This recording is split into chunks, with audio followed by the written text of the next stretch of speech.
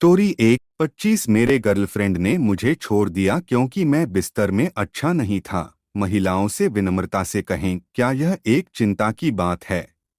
मैं पूरी तरह से तोड़ दिया गया हूँ।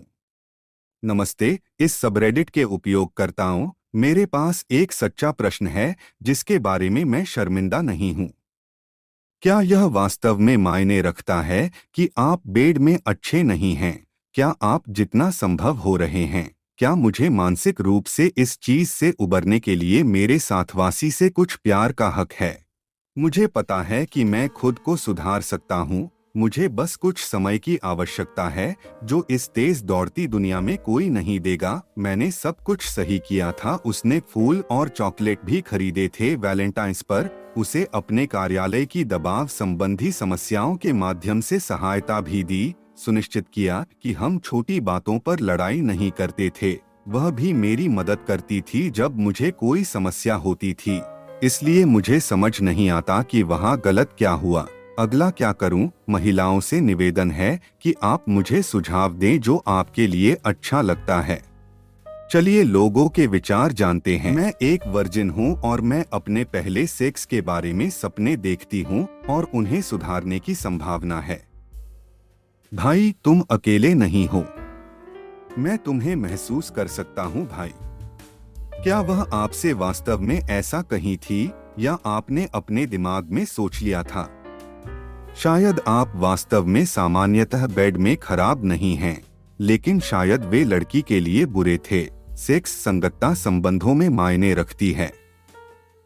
मेरे डेट किए गए लड़कियों में से एक लड़की ने मुझे बताया कि मैं बहुत वाइल्ड था और वह धीरे, रोमांटिक, प्यारी तरह के सेक्स की चाहत थी। दूसरी लड़की को लगा कि मैं बहुत वाइल्ड नहीं था, इसलिए वह अपने एक्स के पास चली गई जो उसके होंठ को काट कर खून निकालता था। पगली है न?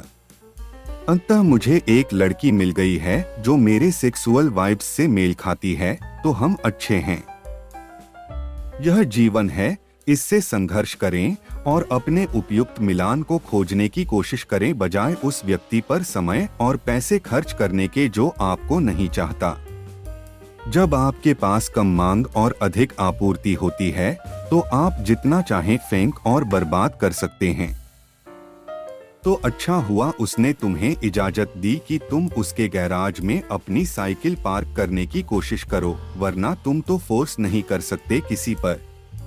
खुदा का शुक्र है और उसका जो इस तरह की बड़ी इजाजत देता है। हाँ, ज्यादा से ज्यादा यह हो सकता है कि वह उसे अपनी नाव पीआर चढ़ा सकती है। ब्रो, बस ऐसे ही नहीं होता है। लड़कियों को बस अच्छा बेड परफॉर्मेंस से काम नहीं चलता। क्या तुम फाइनेंशियली स्टेबल हो? उसको अच्छा ट्रीट करते हो? उसके लिए पैसे खर्च करते हो? तुम्हारा घर और तुम्हारे एरिया कैसा है? तुम्हारे पास अच्छी गाड़ी है? तुम खुद को अच्छे से प्रेजेंट करते हो? तुम अच्छे कपड़े पहनते हो? तुम्हारी मैनर्स कितनी अच्छी है? तुम जानते हो, खाने के दौरान मुंह खोल के खाना नहीं। मैं ये नहीं कह रहा हूँ कि तुम में कुछ कमी है या सब कुछ है, पर जब एक लड़की तुम्हें छोड़ देती है तो इसमें कुछ फैक्टर्स मिलते हैं। तो अभी आपको अपने अंदर की खुद की तलाश में निकलना है। मैं सेक्सुअल संगतता को अस्वीकार नहीं कर रहा हूँ। जैसा कि मैंने कहा है कि यह एक कौशल है जिसे कोई सीख सकता है। पूरी तरह से यह रिश्ते में एक अलग तत्व जोड़ता है, लेकिन इन बातों पर काम किया जा सकता है। सचिन तेंदुलकर जन्म लेते समय सबसे बड़े हिटर नहीं थे। उन्होंने अपनी कौशल को मजबूत बनाया और प्रो बन गए। यदि किसी व्यक्ति को सेक्स करने में असमर्थ बना देने वाली कोई अंतर्निहित मेडिकल समस्या हो तो यह अलग मुद्दा है। तोड़ी हुई बल्ले या तोड़ी हुई क्रिकेट बल्ले से कोई कैसे खेल सकता है? हाँ, बिल्कुल सही। कम से कम उसने उसकी पेंट बढ़िया नहीं मानी और अपने बेसमेंट दीवारों पर उसकी पेंटिंग के दाग छोड़ने दिए। फिर अभीष्ट ढंग से कहा, देखो दोस्त, हम आगे से ऐसा नहीं करेंगे। कॉन्ट्रैक्ट खत्म हो गया है। तुम अपने भुगतान लो और जाओ। दोस्त को अब एक नया घर खोजना चाहिए जहां वह पेंट कर सकता है। लड़की और लड़के के बीच यौन संगतता महत्वपूर्ण होती है। लोग उसे नाम देने का प्रयास कर सकते हैं, लेकिन वे बस अविवेकी होते हैं। शायद आप बेहतरीन नहीं होंगे या फिर होंगे। शायद वह आपको सुधारने के लिए पर्याप्त धैर्य नहीं रखती थी। अभ्यास के साथ सेक्स बेहतर होता है, लेकिन कुछ लोग इस बात के लिए इंतजार नहीं करना चाहते हैं। शायद उसकी सोच सेक्स के बारे में पोर्न या फिल्मों से आई हो। कौन जानता है? फिर भी अच्छी तरह से हुआ। आप एक ऐसा व्यक्ति जरूर ढूंढेंगे जो यौन संगतता, धैर्य और आपके साथ विकास के लिए तैयार होंगे। हार न माने, यह सेक्स ही तो है। स्टोरी 2। मैं 25M नहीं सोचता कि मेरे माता पिता मुझे मेरी गर्लफ्रेंड 23F से शादी करने की अनुमति देंगे। मैं एक मारवाड़ी लड़का हूं और मैंने लगभग 7 महीने से एक बंगाली लड़की के साथ डेटिंग कर रहा हूं। हमने भविष्य में शादी के बारे में बात की है और मैं यकीनन यह सुनिश्चित करना चाहता हूं कि यह कामयाब हो जाएगा, लेकिन मेरे माता पिता इसे एक इंटर कम्युनिटी शादी होने के कारण जरूर परेशान होंगे। उसके माता पिता को थोड़ा सा अनुमान है कि उनकी बेटी का कोई बॉयफ्रेंड है और वह इस बात से खुश है कि उसकी बेटी किसी अन्य समुदाय से शादी करती हुई भी खुश होगी। कई कारण हैं जिसके कारण मेरे माता पिता मेरी सहमति नहीं देंगे। बंगाली लोग ज्यादातर मांस खाते हैं, जबकि हम शाकाहारी हैं। मैं खुद अब मांस खाने लगा हूँ। मेरे माता पिता को ये तो पसंद नहीं है, लेकिन वे इस बारे में बहुत ज्यादा नाराज नहीं थे। मेरी गर्लफ्रेंड इस बात को समझती है और हमने फैसला किया है कि हम बाहर खाना खाएंगे और घर में शाकाहारी खाएंगे। लेकिन मुझे अभी भी ऐसा लगता है कि जब मेरे माता पिता उसके परिवार के घर जाएंगे तो उन्हें ये परेशानी हो सकती है और वे उनके सामने इधर-उधर शुरू हो जाएंगे।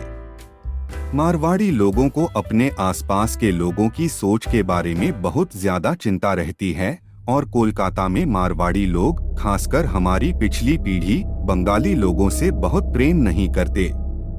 मेरे परिवार के किसी भी सदस्य ने हमारी समुदाय से बाहर किसी से शादी नहीं की है और मुझे लगता है कि वे लोग लोगों के कहने से बहुत परेशान होंगे। शादी खुद में एक मुश्किल बात हो सकती है क्योंकि दोनों समुदायों के विभिन्न रीति रिवाज और खाने की पसंद होती है। मैं सोचता हूँ कि इस बारे में कैसे बात की जाएगी। हमारे लोगों के लिए शादी एक बड़ी बात और दिखावे का विषय होता है, जो मैं बिल्कुल नहीं पसंद करता हूँ।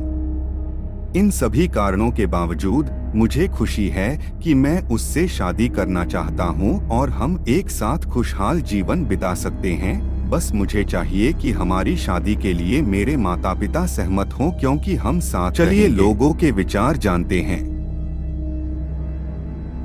दो लोगों को एक दूसरे से प्यार है और वे एक दूसरे के साथ डेट करते हैं, फिर एक समय इतना सब कुछ खत्म हो जाता है।